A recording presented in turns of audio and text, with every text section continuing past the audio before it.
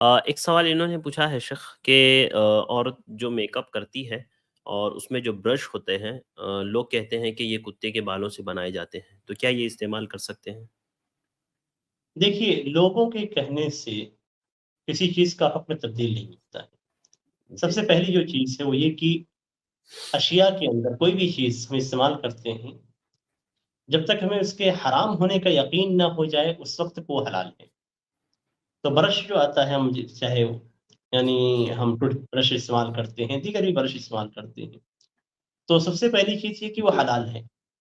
ہاں، اگر کوئی یقینی طور پہ بتلاتا ہے کہ اس کمپنی کا یہ برش اس چیز سے بنایا جاتا ہے، تو اس میں کوئی شک نہیں ہے کہ وہ حرام ہو جائے گا۔ حرام۔ دوسری چیز یہ کہ کبھی کبھی ہمیں عقل بھی استعمال کرنی چاہیے۔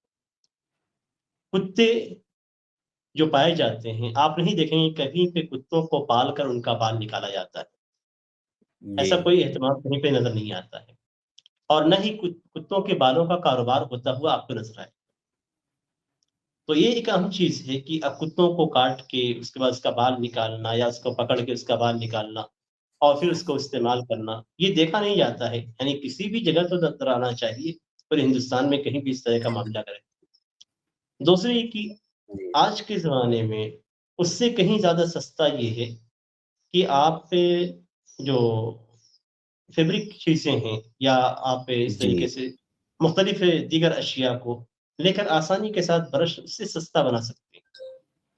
اور ہمیشہ کمپنیوں کی جو کوشش ہوتی ہے وہ یہ کہ سستے سے سستی چیزیں لا کر اور ریٹ آگے کر کے بڑھائے جائے، اس لیے کہ وہ تجارت ہے، اور تجارت کا طریقہ بھی یہی ہے کہ آپ ایسی چیزیں خریدیں جو سستی ہوں اور اسے مہنگے داموں میں آپ بیچیں۔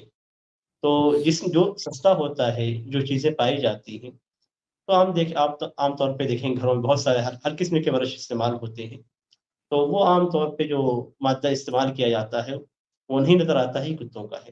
تو اس طریقے سے شبہات بہت پیدا کیے جاتے ہیں، اور آپ تحقیق کریں۔ جی، اہم چیز یہ ہے کہ کسی بھی یعنی بال وغیرہ کے تعلق سے اگر آپ کو معلوم ہوتا ہے تو اس کو لیب میں لے جائیں، چیک کرا دیں، آپ کے سامنے معاملہ جی، واضح ہو جائے گا، مسلمانوں کے سامنے معاملہ واضح ہو جائے گا کہ اس کمپنی کا یہ پروڈکٹ حرام ہے۔ تو اس جی، طریقے سے مسلمانوں کو چاہیے بھی کہ اس طریقے سے تحقیق بھی کرے، لیب میں لے جائیں کسی بھی چیز کے تعلق سے ہو، لیب میں لے جائیں، وہ چیک کر کے آپ کو بتا دے گا کہ اس کے اندر کیا کیا چیزیں استعمال کی گئی۔ جزاک اللہ خیر شیخ۔